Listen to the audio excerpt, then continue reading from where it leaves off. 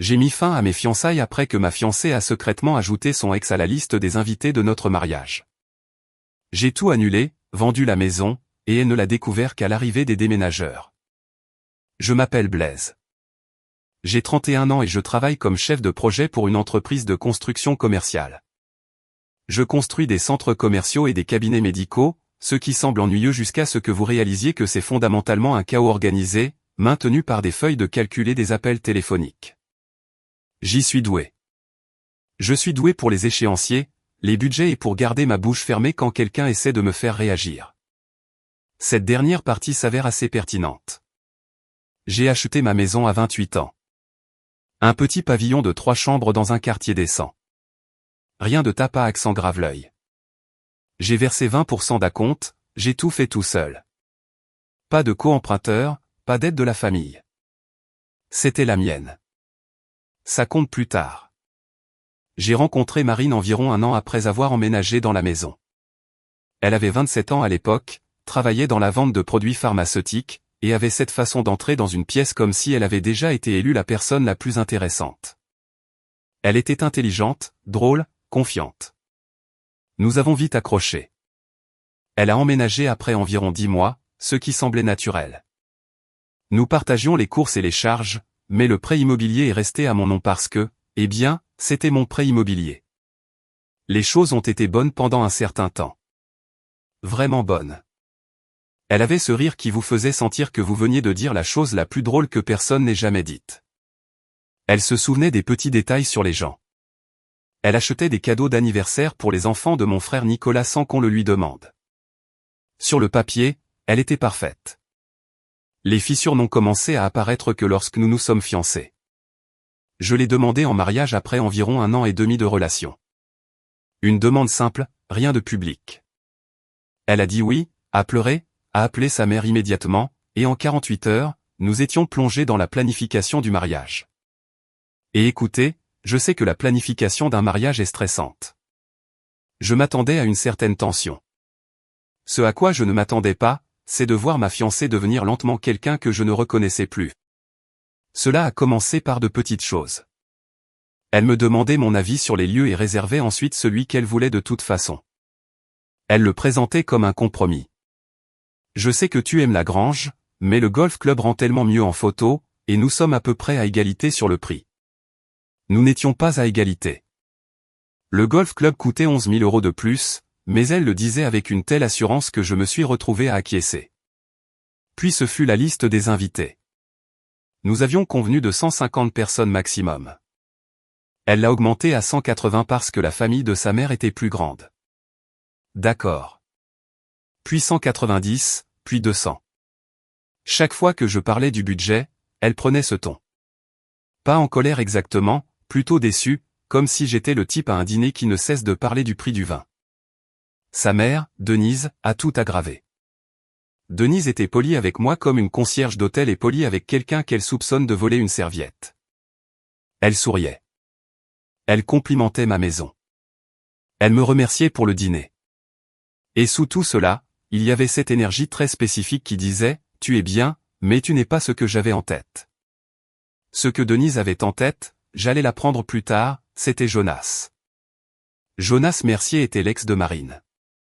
Ils étaient sortis ensemble pendant 4 ans, et avaient rompu environ 1 an avant que Marine et moi nous rencontrions. D'après ce que Marine m'avait dit au début, Jonas était un entraîneur personnel devenu influenceur fitness qui ne pouvait pas s'engager. Elle avait dit qu'elle l'avait dépassé. Elle avait dit que c'était complètement fini. Je l'avais cru. Voici le truc avec la liste des invités. Nous la gérions sur un Google Spreadsheet partagé, avec un code couleur, parce que c'est comme ça que mon cerveau fonctionne. Bleu pour mon côté, vert pour le sien, jaune pour les amis communs. Un soir, environ 3 mois avant le mariage, je mettais à jour les RSVPS sur mon ordinateur portable et j'ai remarqué un nom dans la section verte que je ne reconnaissais pas. Jonas Mercier, table 9. Je l'ai regardé, pas de façon dramatique. Je n'ai rien jeté ni claqué l'ordinateur portable. Je me suis juste assis et j'ai lu le nom 2 fois pour être sûr de ne pas me tromper. Puis j'ai fait défiler l'historique des modifications récentes. Marine l'avait ajouté 6 jours plus tôt. Elle ne l'avait pas mentionné, pas une seule fois. Nous avions parlé de la liste des invités au moins 2 fois cette semaine-là et elle n'avait pas dit un mot. J'ai abordé le sujet ce soir-là. Je l'ai gardé décontracté. Nous étions dans la cuisine. Elle préparait des pâtes et je me suis appuyé contre le comptoir et j'ai dit, j'ai remarqué que Jonas Mercier est sur la liste des invités. Elle n'a même pas levé les yeux de la cuisinière. Oh, oui. On s'est un peu reconnecté. Il a été vraiment encourageant pour le mariage. J'ai pensé que ce serait impoli de ne pas l'inviter. Reconnecter comment? Juste des textos, des trucs décontractés. Il est heureux pour nous. Je l'ai regardé remuer les pâtes comme si elle désamorçait une bombe. Très concentré, très délibéré, sans établir de contact visuel. Et tu n'as pas pensé que ça valait la peine de le mentionner? Elle m'a finalement regardé et c'était là. Ce ton. Blaise, c'est juste un ami. Je ne pensais pas que tu étais du genre à être aussi jaloux. C'est la phrase qui a tout changé. Pas parce que ça m'a blessé, mais parce que j'ai reconnu la technique. Elle n'expliquait pas. Elle redirigeait. Elle ramenait la conversation à ma réaction au lieu de sa décision. Je l'avais vu faire ça avec les prestataires, avec ses amis, avec sa sœur Célia. Marine ne défendait jamais un choix. Elle vous faisait défendre votre objection. J'ai laissé tomber. J'ai dit quelque chose comme « D'accord, ça m'a juste surpris ». Et j'avais l'intention de laisser tomber. Vraiment. Mais ce week-end-là, nous avons dîné chez Denise.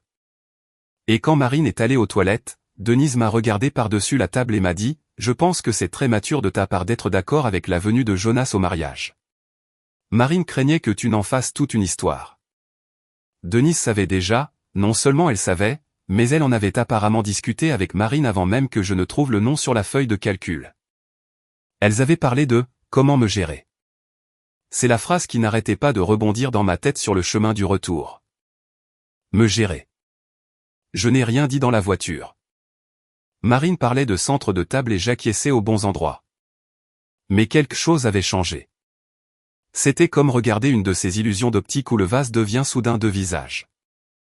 L'image n'avait pas changé. Je voyais juste enfin ce qui avait toujours été là. Quand nous sommes rentrés à la maison, j'ai dit à Marine que j'avais des emails de travail à rattraper et je me suis assis dans la chambre d'amis avec mon ordinateur portable pendant 2 heures. Je ne travaillais pas. Je réfléchissais parce que voilà, le problème Jonas en soi, peut-être que j'aurais pu le surmonter.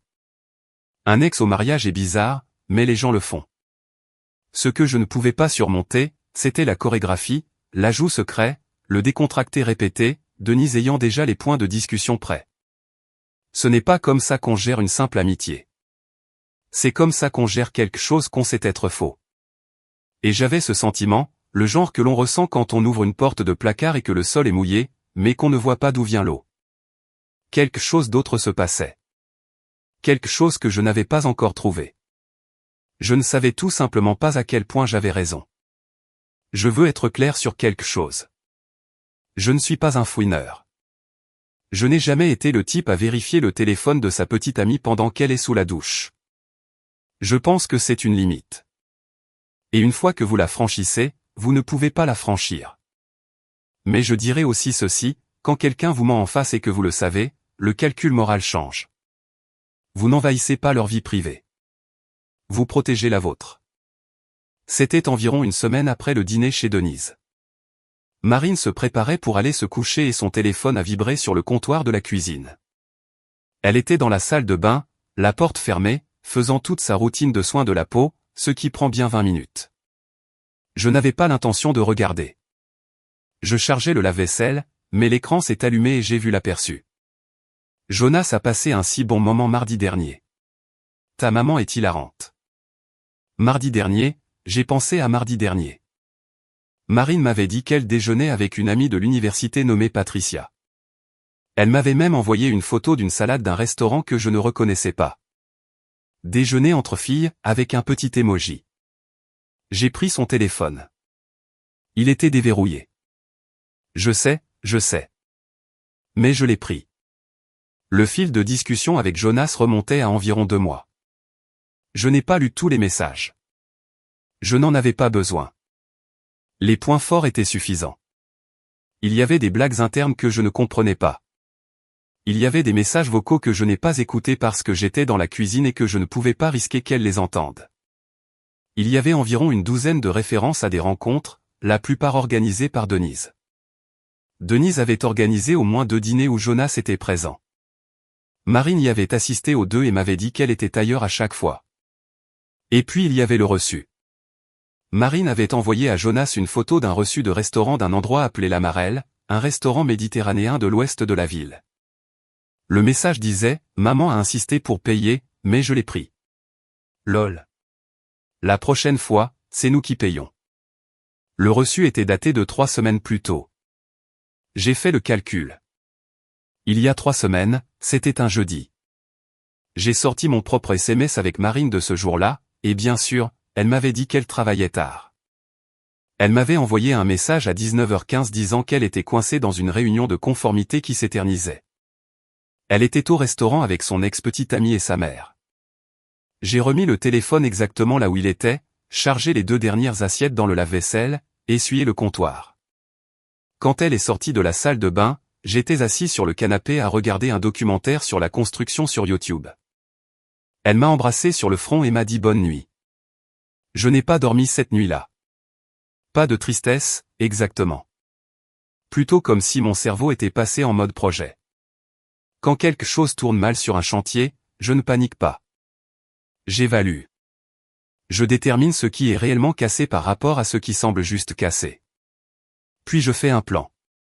À 3 heures du matin, j'avais une image assez claire. Marine ne m'avait pas physiquement trompé. Du moins, je n'en avais aucune preuve. Mais elle m'avait menti constamment pendant au moins 2 mois. Elle avait eu des repas secrets avec son ex-petite amie. Sa mère le facilitait activement. Et l'ajout à la liste des invités n'était pas Marine étant amicale. C'était l'étape suivante d'un processus déjà en cours. La question à laquelle je revenais sans cesse était, vers quoi ce processus se dirigeait-il exactement? J'ai appelé mon frère Nicolas le lendemain matin, pas de la maison. J'ai conduit jusqu'à un café près de mon bureau et je l'ai appelé depuis le parking. Nicolas a 34 ans, est marié, a 2 enfants, travaille dans les assurances. C'est le genre de personne qui vous dit ce que vous avez besoin d'entendre, pas ce que vous voulez entendre. Quand je lui ai tout raconté, il y a eu un long silence. Alors, elle a eu des rendez-vous pour dîner avec son ex dans ton dos, avec sa mère présente. C'est pire, Blaise. Ça veut dire que c'est organisé. Il avait raison. Un seul déjeuner secret est un manque de jugement.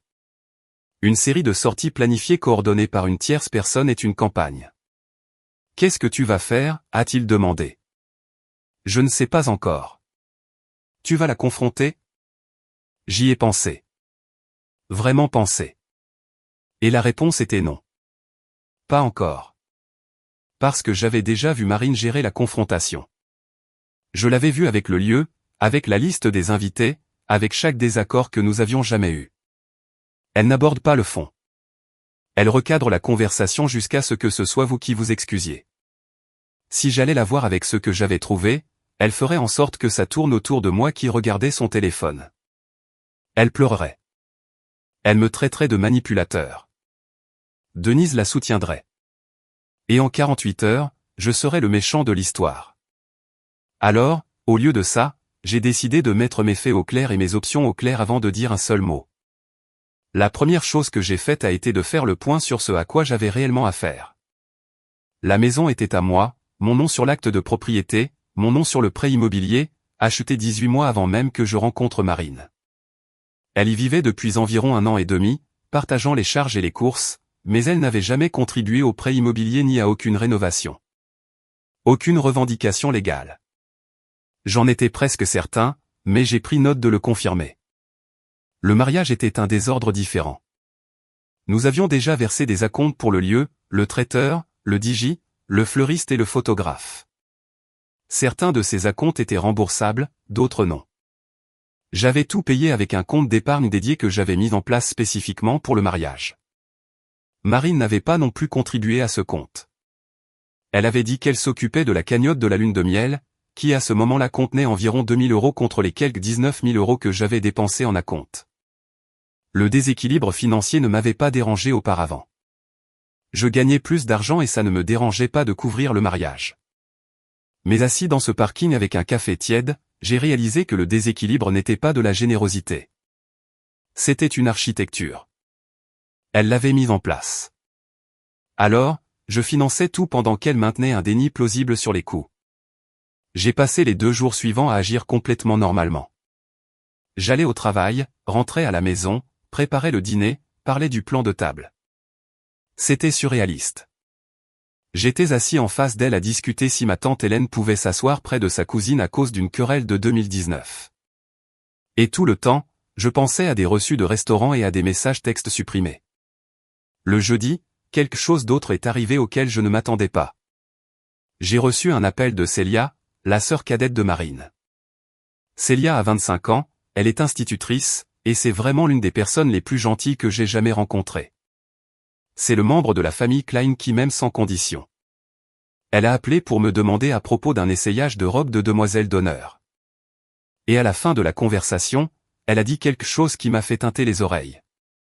Et Blaise, je sais que ce n'est peut-être pas ma place, mais est-ce que Marine t'a parlé du truc avec Jonas? Quoi? Le truc avec Jonas. Silence, puis, oh mon Dieu. D'accord. J'ai supposé qu'elle te l'avait dit. Maman l'invite à dîner et Marine y va. Je lui ai dit que c'était bizarre. Elle a dit que tu savais. Elle a dit que tu étais totalement d'accord. Que vous en aviez parlé et que tu étais super mature. J'ai remercié Célia, lui ai dit que j'appréciais qu'elle se soucie de moi et lui ai demandé de ne pas mentionner l'appel à Marine ou Denise. Elle a accepté, l'air vraiment inquiète. J'avais donc maintenant la confirmation d'une source indépendante. Ce n'était pas de la paranoïa. Ce n'était pas moi qui interprétais mal les messages textes. Marine avait rencontré Jonas à plusieurs reprises.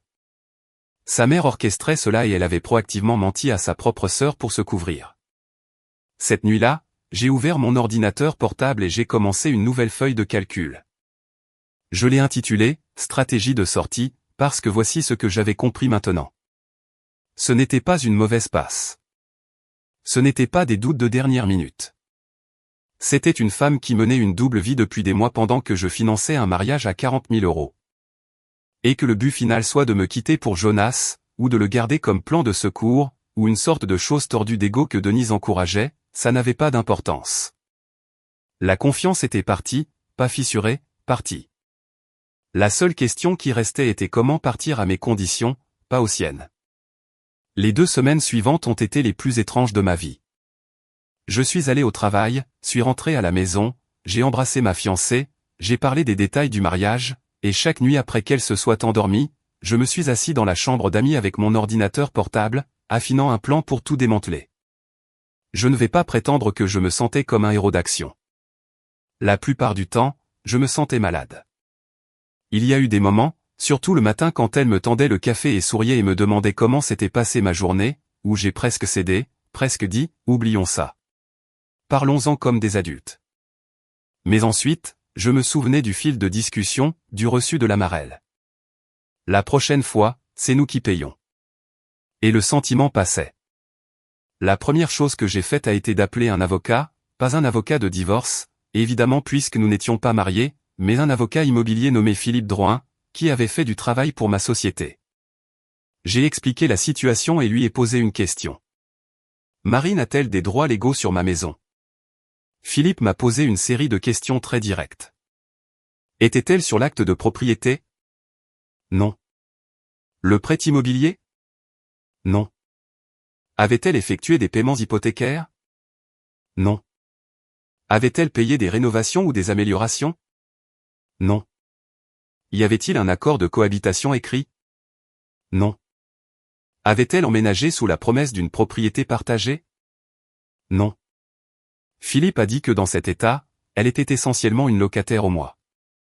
Vous devez techniquement lui donner un préavis de départ en bonne et due forme, mais elle n'a aucun droit de propriété. Combien de préavis? 30 jours est la norme, mais compte tenu des circonstances, vous devriez documenter que la relation a pris fin et qu'on lui a demandé de partir. Un SMS ou un email suffit. C'était la première pièce verrouillée. La deuxième était le mariage. J'ai sorti tous les contrats que j'avais signés et toutes les factures que j'avais payées. Voici à quoi ressemblait le paysage. Le lieu avait une clause d'annulation. Remboursement intégral si plus de 60 jours avant, 50% si annulé entre 30 et 60 jours. Nous étions à 67 jours. Le traiteur était similaire. Le DJ avait un acompte fixe non remboursable de 500 €, mais les 1800 € restants étaient remboursables avec un préavis de 30 jours. Le fleuriste était entièrement remboursable jusqu'à 45 jours avant. Le photographe avait des honoraires non remboursables de 750 €. Perte totale non remboursable si j'annulais maintenant, environ 1250 €. Argent total que je récupérerais, environ 17 000 €. Je veux que vous assimiliez ce chiffre une seconde. J'étais sur le point de récupérer 17 000 € d'un mariage qui finançait une relation construite sur des mensonges. Les calculs n'étaient pas compliqués. Mais je ne pouvais pas annuler tout de suite. Pas avant que la situation de la maison ne soit réglée, car au moment où j'annulerais le mariage, Marine saurait que quelque chose n'allait pas et j'avais besoin qu'elle ne sache rien tant que je n'étais pas prêt. Alors, je suis passé à l'étape 3, la maison. J'étais amical avec un certain Damien Girard depuis des années. Damien était un investisseur immobilier commercial qui avait acheté quelques propriétés par l'intermédiaire des projets de ma société. Nous prenions des bières occasionnellement. Je savais qu'il cherchait à étendre son portefeuille de logements locatifs résidentiels. J'ai appelé Damien et lui ai demandé s'il serait intéressé par l'achat d'un pavillon de 3 chambres dans mon quartier à un prix équitable pour une clôture rapide et propre, un accord en espèces, sans contingence, inspection minimale. Damien a dit, combien de temps ? 3 semaines. Envoyez-moi la fiche de l'annonce et je viendrai la voir demain. Il l'a fait. Il a visité la maison un mardi après-midi pendant que Marine était au travail. Il a fait une offre ce soir-là. C'était environ 8% en dessous de ce que j'aurais obtenu sur le marché libre, mais c'était en espèces, pas de retard de financement, et Damien a accepté de me laisser rester dans la maison sans loyer jusqu'à la date de clôture, que nous avons fixée pour dans 3 semaines. J'ai signé le contrat d'achat le lendemain. Maintenant, voici la partie qui pourrait mettre certains d'entre vous mal à l'aise. Je vendais une maison dans laquelle ma fiancée vivait et je ne lui avais pas dit. Légalement, j'étais complètement dans mon droit. Moralement, j'y ai beaucoup réfléchi. Et ce à quoi je revenais sans cesse était ceci, elle menait une opération secrète dans mon dos depuis des mois. Elle m'avait menti des dizaines de fois. Elle avait utilisé sa propre sœur comme alibi involontaire. Elle avait dépensé mon argent pour un mariage tout en auditionnant mon remplaçant autour d'un repas méditerranéen. Je n'allais pas me sentir coupable de protéger mes biens. Au cours de ces 2 semaines, j'ai également fait quelque chose qui s'est avéré plus important que prévu. J'ai commencé à prêter plus d'attention aux dépenses du mariage. Marine s'occupait de la communication quotidienne avec les prestataires. Je lui avais donné une carte de crédit liée au compte du mariage et lui avais dit de l'utiliser pour les acomptes et les dépenses approuvées. Ce que j'ai trouvé lorsque je me suis connecté et que j'ai examiné les relevés m'a fait serrer la mâchoire. Elle avait amélioré le forfait floral de 3 200 € à 5 800 € sans me le dire. Elle avait ajouté un forfait d'éclairage premium au lieu pour 2 400 €. Elle avait réservé une suite séparée pour ses demoiselles d'honneur à 600 € la nuit. Aucune de ces dépenses n'avait été discutée avec moi. Aucune d'elles n'apparaissait sur notre feuille de calcul de budget de mariage partagé. Elle les avait simplement facturées à la carte et espérait apparemment que je ne le remarquerais pas avant après le mariage. Total des dépenses non autorisées, un peu plus de 5 000 €. Je ne l'ai pas confronté. J'ai tout fait en capture d'écran, enregistré les relevés et les ai transférés à une nouvelle adresse email que j'avais créée spécifiquement pour la documentation. La partie la plus difficile de ces 2 semaines a été le dîner avec Denise. Marine a insisté pour que nous allions chez sa mère un dimanche. J'ai accepté car refuser aurait soulevé des drapeaux. Denise a préparé un rôti. Marine a parlé du voyage de célibataire que ses amis prévoyaient et Denise était assise à la tête de la table avec cette expression sereine, comme une femme qui avait tout sous contrôle. À un moment donné, elle a dit, « Blaise, j'espère que tu sais à quel point cette famille apprécie tout ce que tu fais pour le mariage. » Marine a tellement de chance d'avoir quelqu'un d'aussi généreux. J'ai souri et j'ai dit, « Ça me touche beaucoup, Denise. » Ce que je voulais dire était très différent, mais j'avais un calendrier à respecter. Le moment vraiment surréaliste est arrivé vers la fin du dîner. Le téléphone de Marine a vibré et elle l'a regardé, a souri et l'a posé face cachée sur la table. Denise a vu le sourire. J'ai vu Denise voir le sourire et pendant une seconde, les yeux de Denise se sont tournés vers moi pour vérifier si j'avais remarqué. Quand elle m'a vu regarder, elle a immédiatement commencé à parler de l'aménagement paysager de ses voisins. Il n'était même pas bon à ça. C'est la partie qui a fait mal. Il pensait être malin, mais la chorégraphie était si évidente qu'une institutrice l'avait comprise et m'en avait parlé. À la fin de la 2e semaine, tout était en place. La vente de la maison avançait vers la clôture. Les annulations de mariage étaient rédigées et prêtes à être envoyées. Mes documents importants, les papiers de l'acte de propriété, les dossiers financiers, le certificat de naissance, le passeport, tout cela était dans un coffre-fort ignifuge chez Nicolas. J'avais trouvé un appartement en location au mois à environ 15 minutes de mon bureau et versé un acompte. Marine n'en avait aucune idée, aucune. Elle rentrait à la maison tous les soirs, parlait des plans de table et des demandes de liste de lecture, essayait des accessoires qu'elle avait commandés en ligne et répétait ses vœux à voix haute dans la salle de bain pendant que je faisais semblant de regarder la télévision dans le salon. Elle jurait d'être honnête et fidèle pendant que sa mère organisait un dîner avec son ex. Le week-end avant que je ne mette mon plan à exécution, Marine est rentrée de ce qu'elle disait être un brunch avec ses amis de l'université. Elle était de très bonne humeur.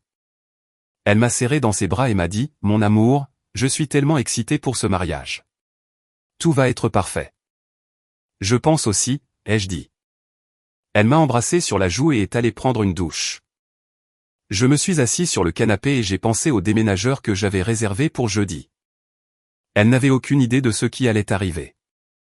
Et honnêtement, moi non plus, complètement. J'avais le plan.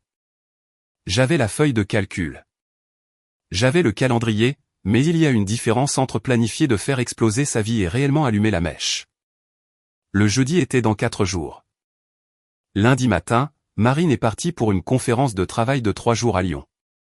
Elle en parlait depuis des semaines. Un sommet de l'industrie pharmaceutique auquel son entreprise l'envoyait chaque année. Elle a fait sa valise le dimanche soir, m'a embrassé pour me dire au revoir à 6 heures du matin et est allée à l'aéroport. Dès que sa voiture a tourné le coin, j'ai pris mon téléphone et j'ai commencé à passer des appels. Premier appel, le lieu.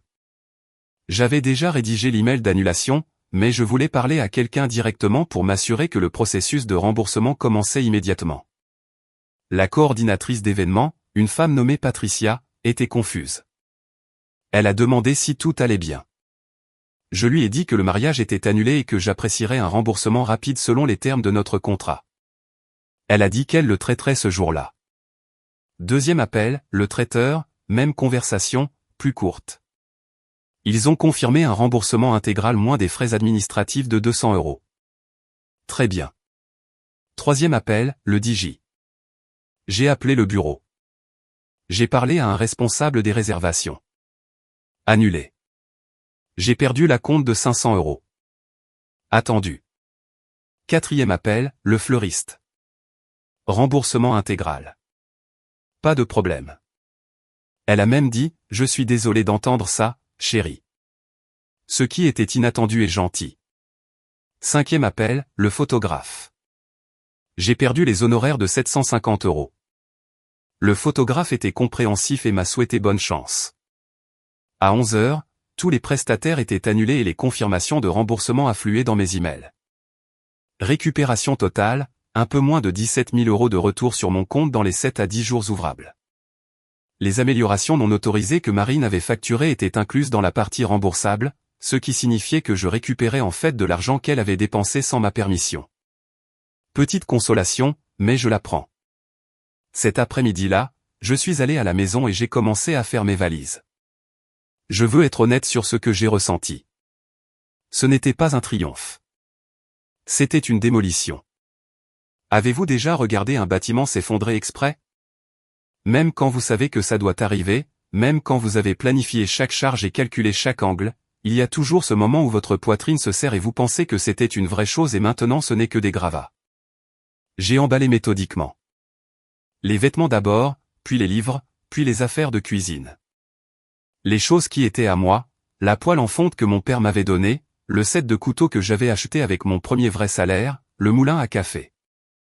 J'ai laissé tout ce qui était clairement à elle ou que nous avions acheté ensemble.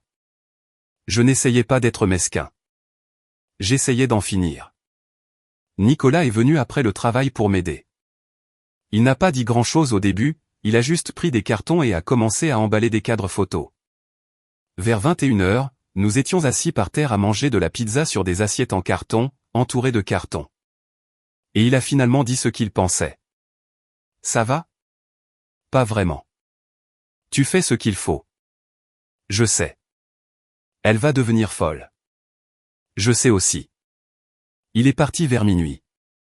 J'ai dormi sur le matelas nu cette dernière nuit, fixant le plafond, écoutant la maison s'installer comme elle le faisait toujours. De petits craquements et tic-tac que j'avais entendus 1000 fois, mais jamais vraiment remarqués. La maison allait me manquer, non pas pour ce qu'elle représentait avec Marine, mais parce que c'était la première chose que j'avais achetée entièrement seule. Et maintenant, je la laissais partir parce que quelqu'un l'avait empoisonnée.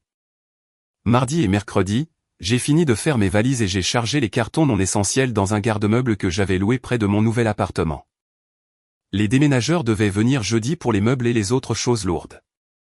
Marine a appelé mardi soir depuis la conférence. Elle était bavarde, me racontant un conférencier principal qui avait été étonnamment peu ennuyeux et un dîner avec ses collègues dans un restaurant de steak. Des choses normales. J'ai fait des sons normaux. C'est super. Ça a l'air amusant. Dors bien. Juste avant qu'elle ne raccroche, elle a dit « Oh, j'ai oublié de te dire. Maman veut faire un autre dîner ce dimanche. Elle prépare son poulet au citron. Ça a l'air bon, ai-je dit. » Ce fut la dernière conversation normale que nous ayons jamais eue.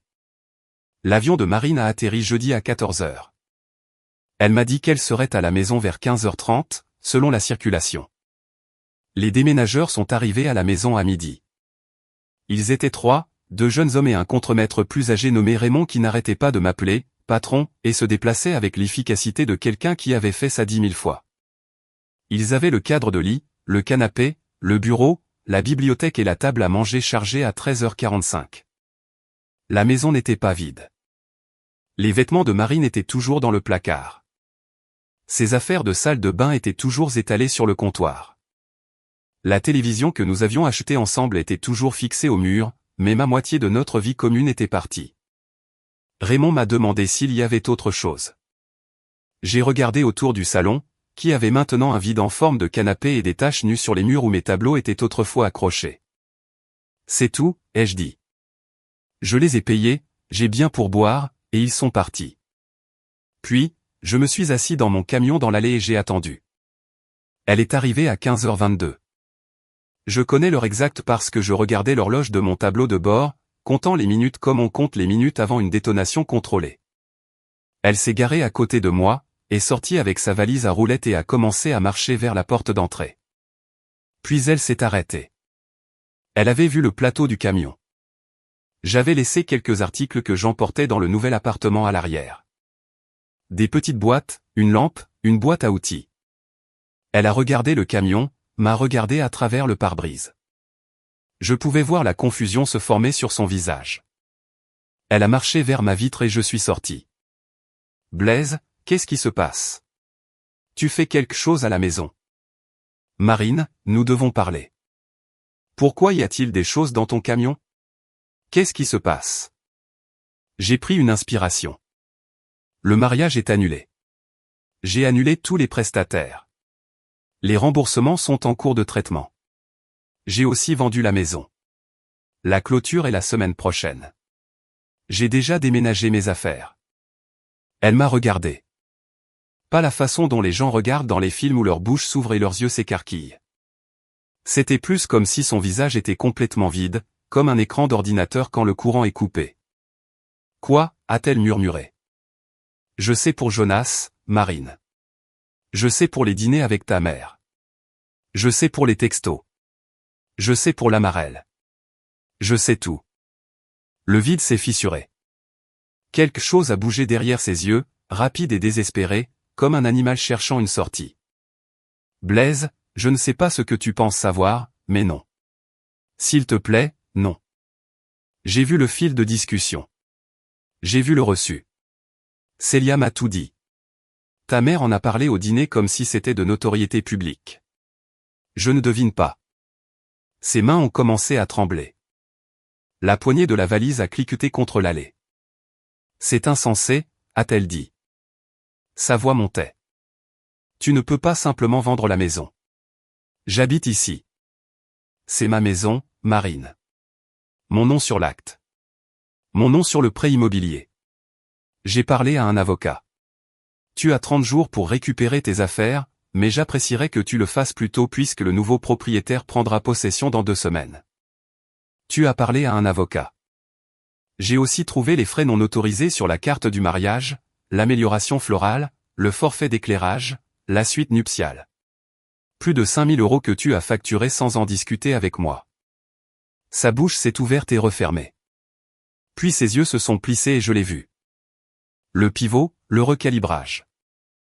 Elle cherchait l'angle qui me mettrait sur la défensive. Tu as fouillé dans mon téléphone, a-t-elle dit. C'était ça. Pas un déni, pas des excuses, pas même une explication.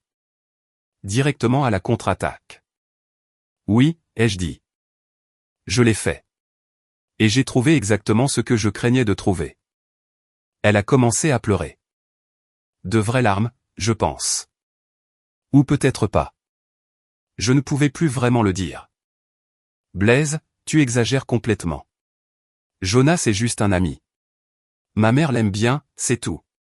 Tu jettes toute notre vie à cause de quelques dîners. Quelques dîners dont tu as menti à plusieurs reprises pendant des mois parce que je savais que tu réagirais comme ça. J'ai presque ri.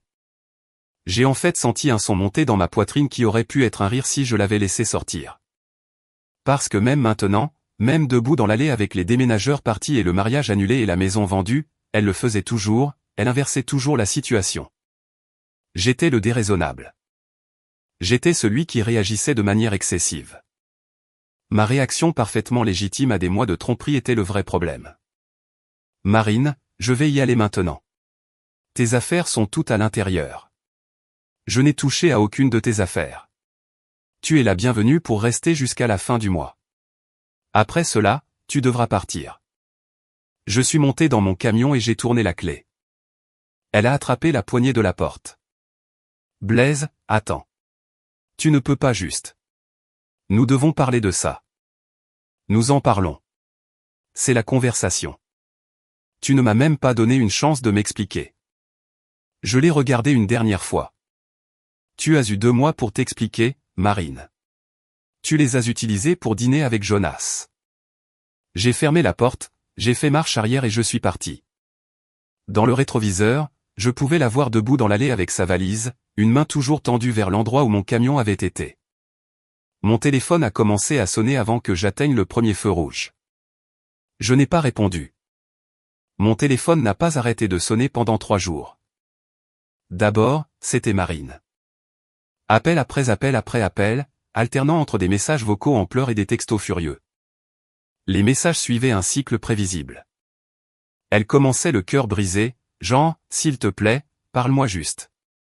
Je t'aime. Nous pouvons arranger ça. Puis elle passait à la colère. Tu es un lâche d'avoir fait ça pendant que j'étais parti. Un vrai homme m'aurait parlé. Puis de nouveau triste, puis de nouveau en colère. Vers minuit le premier soir, elle a envoyé un texto qui disait juste « Tu as tout ruiné ». Je n'ai pas répondu. Non pas parce que je jouais un jeu, mais parce qu'il n'y avait plus rien à dire. Chaque conversation avec Marine était une négociation, et je ne négociais plus. Puis Denise a appelé. J'étais dans mon nouvel appartement, qui était encore principalement des cartons et des murs nus, à manger des céréales à 8 h du matin le vendredi. J'ai vu le nom de Denise sur l'écran et j'ai failli ne pas répondre. Mais une partie de moi, peut-être la partie qui voulait encore comprendre, a décroché. Blaise, c'est Denise. Comme si je n'avais pas son contact enregistré après 2 ans. Bonjour, Denise. J'ai besoin que tu me dises ce qui se passe. Ma fille est hystérique. Elle dit que tu as vendu la maison et annulé le mariage. Ce n'est pas possible. C'est vrai. Silence. Puis très soigneusement. Pourquoi ferais-tu une chose pareille? Denise, je sais pour les dîners avec Jonas. Je sais que tu les as organisés. Je sais que Marine m'a menti à plusieurs reprises sur l'endroit où elle se trouvait pour y assister. Je sais que vous avez discuté de la façon de gérer ma réaction avant même que je ne le découvre. Plus de silence. Un type de silence très spécifique. Le silence de quelqu'un qui recalcule. Blaise, je pense qu'il y a eu un malentendu. Jonas et Marine ont une longue histoire.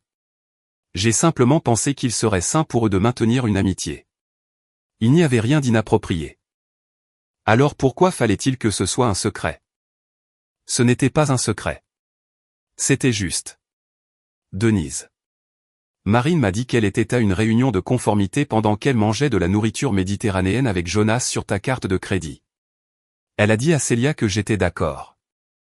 Elle l'a ajouté à la liste des invités du mariage sans le mentionner. Ce sont des secrets. Je l'ai entendu prendre une inspiration et quand elle a reparlé, le vernis poli était parti. La vraie Denise parlait maintenant. Tu sais, Blaise, j'ai toujours pensé que tu étais un homme bien, mais un petit homme. Marine aurait pu avoir n'importe qui. Jonas l'adorait. Il l'adore toujours. Et au lieu d'être assez sûr de toi pour gérer une amitié, tu fais exploser une relation de 2 ans et vends une maison comme une sorte de... Une sorte de... Elle n'a pas fini la phrase, mais j'ai entendu tout ce qu'elle ne disait pas. Une sorte d'homme qui n'était pas assez bien pour sa fille en premier lieu. Une sorte d'homme qui aurait dû être reconnaissant pour ce qu'il avait et regarder ailleurs. Au revoir, Denise, ai-je dit et j'ai raccroché. Cette conversation a clarifié quelque chose que je soupçonnais depuis un certain temps. Denise n'avait pas seulement facilité une amitié. Elle avait mené un projet de réhabilitation. Dans l'esprit de Denise, Jonas était toujours le bon choix. Il était charmant, beau, venait d'une famille qu'elle appréciait. Le fait qu'il ne puisse pas s'engager et qu'il ait brisé le cœur de Marine était, dans la version de Denise, un problème temporaire qui pouvait être résolu avec suffisamment de dîner et de proximité. Mon rôle dans l'histoire n'était pas celui de partenaire. C'était celui de remplaçant. Le week-end a été difficile. Je ne vais pas le cacher. J'ai déballé des cartons seul, assemblé des meubles du magasin de bricolage et regardé beaucoup de murs nus. Nicolas est venu le samedi avec sa femme et ses enfants. Les enfants ont couru dans l'appartement vide comme si c'était un terrain de jeu. Et pendant environ 2 heures, j'ai ressenti quelque chose de proche de la normale. Lundi matin, je suis allé au travail et mon patron François m'a mis à part et a dit, j'ai entendu dire que tu traversais des difficultés. Nous avons un centre commercial à Vaux-sur-Marne qui a 3 semaines de retard et j'ai besoin de quelqu'un qui ne se laisse pas déstabiliser. J'ai presque souri. Ce projet est devenu mon encre. Mardi soir, j'ai reçu un texto de Célia, Blaise. Je suis vraiment désolé pour tout. Je sais que cela n'aide probablement pas, mais je veux que tu saches que je pense que ce que Marine et ma mère ont fait était mal. J'ai essayé de le lui dire il y a des mois. Elle n'a pas écouté. Je lui ai dit que j'appréciais et qu'elle n'avait rien fait de mal. Elle a envoyé un autre message. Elle parle déjà à Jonas à nouveau. Maman a arrangé ça. Ça a pris moins d'1 semaine. J'ai regardé ce texto pendant longtemps. Moins d'1 semaine. La relation que j'avais construite pendant 2 ans. Le mariage que j'avais financé à hauteur de 19 000 €. La maison que j'avais vendue pour prendre un nouveau départ. Et il a fallu moins d'1 semaine à Denise pour passer de la gestion de mes sentiments au redémarrage du projet Jonas. Je n'étais même pas un chapitre de leur histoire. J'étais une note de bas de page. Mais voici ce qu'il en est des notes de bas de page. Elles peuvent quitter la page. La vente de la maison s'est conclue comme prévu. Damien a viré les fonds. Après avoir remboursé le prêt immobilier restant, j'ai dégagé un peu plus de 68 000 € de capitaux propres. Combiné au remboursement du mariage, j'étais assis sur un coussin financier plus sain que je ne l'avais été depuis des années. Ça ne ressemblait pas à une victoire. Ça ressemblait à un retour à l'équilibre sur un pari que je n'aurais jamais dû faire. Marine a déménagé ses affaires de la maison dans les 10 jours. Elle a envoyé un ami commun pour coordonner la récupération parce qu'elle ne pouvait pas faire face à ma présence. Je n'étais pas là. J'avais laissé la clé au gestionnaire immobilier de Damien. Elle a essayé de me contacter une dernière fois environ 3 semaines après tout, un long email. C'était la chose la plus honnête qu'elle m'ait jamais écrite, ce qui est ironique, je suppose. Elle a dit qu'elle n'avait jamais physiquement trompé. Elle a dit que les dîners avec Jonas étaient l'idée de sa mère et qu'elle avait accepté parce que c'était plus facile que de se battre avec Denise. Elle a dit qu'elle aimait l'attention et qu'elle en était désolée. Elle a dit qu'elle n'avait pas réalisé ce qu'elle risquait avant que ce ne soit parti. J'ai lu l'email 2 fois, puis je l'ai fermé sans répondre, non pas parce que je n'en croyais pas des parties. Je les croyais, mais croire l'explication de quelqu'un et vouloir reconstruire sa vie autour d'elle sont deux choses très différentes. Elle n'avait pas triché avec son corps, mais elle avait triché avec son honnêteté. Et pour moi, c'était le fondement, pas la décoration. Des mois ont passé. Je me suis installé dans l'appartement, j'ai terminé le projet de centre commercial à temps, ce qui a tellement impressionné François qu'il m'a mis sur un plus grand chantier en centre-ville. Nicolas et moi avons commencé à faire un dîner hebdomadaire avec sa famille. J'ai adopté un chat nommé Gérald qui ne se soucie pas de mon histoire relationnelle et ne me juge que lorsque je suis en retard avec sa nourriture. Quant à Marine et Jonas, Célia m'a tenu vaguement informé sans que je le demande. Ils se sont remis ensemble. Ça a duré environ 2 mois. Apparemment, les mêmes problèmes d'engagement qui les avaient séparés la première fois ont refait surface avec une rapidité impressionnante. Jonas a commencé à annuler des plans, à devenir distant, à faire le coup de la disparition progressive. Ils se sont séparés discrètement à l'automne. Denise, d'après ce que j'ai entendu, était dévastée. Non pas à cause de ma rupture avec Marine, mais parce que le truc avec Jonas n'avait pas fonctionné. Elle avait passé des mois à orchestrer une réunion, et cela s'était effondré en 8 semaines. Je me sentirais mal pour elle si elle n'avait pas contribué à démanteler mes fiançailles pour y parvenir. Marine a finalement déménagé dans une autre ville pour le travail. Nouveau territoire, nouveau départ. J'espère qu'elle s'en sortira bien. Je ne dis pas ça sarcastiquement. J'espère qu'elle trouvera quelqu'un et qu'elle le traitera honnêtement. Je sais juste que ce ne peut pas être moi. Les gens me demandent parfois si je regrette la façon dont j'ai géré la situation. La vente de la maison, les annulations secrètes, l'arrivée des déménageurs pendant qu'elle était en l'air. Ils demandent si j'aurais dû la confronter d'abord, lui donner une chance de s'expliquer, essayer la thérapie de couple, faire ce que les adultes font. Et je comprends pourquoi ils posent la question. De l'extérieur, ce que j'ai fait semble froid, calculé, peut-être même cruel. Mais voici ce que je sais. Si j'avais confronté Marine, elle l'aurait retourné. Elle aurait pleuré et appelé Denise, et en une semaine, j'aurais été assis en face d'un thérapeute, expliquant pourquoi j'étais jaloux d'une amitié inoffensive. Pendant que Marine acquiesçait avec sympathie, et Denise envoyait par texto à Jonas l'horaire du dîner. La confrontation aurait porté sur ma réaction, pas sur ses actions. C'est comme ça que ça a toujours fonctionné avec elle. Alors, je ne lui ai pas donné la scène. Je lui ai donné la réalité. J'ai 32 ans maintenant.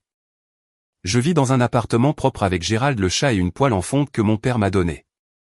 Je construis une carrière dont je suis fier. Mon frère vient regarder de mauvais films d'action le vendredi. Je dors toute la nuit et la feuille de calcul de la liste des invités du mariage. Je l'ai supprimée il y a des mois, mais j'ai gardé la feuille de calcul de la stratégie de sortie non pas par amertume, juste comme un rappel que lorsque quelque chose ne colle pas, vous faites confiance aux chiffres. Ils ne vous mentent jamais.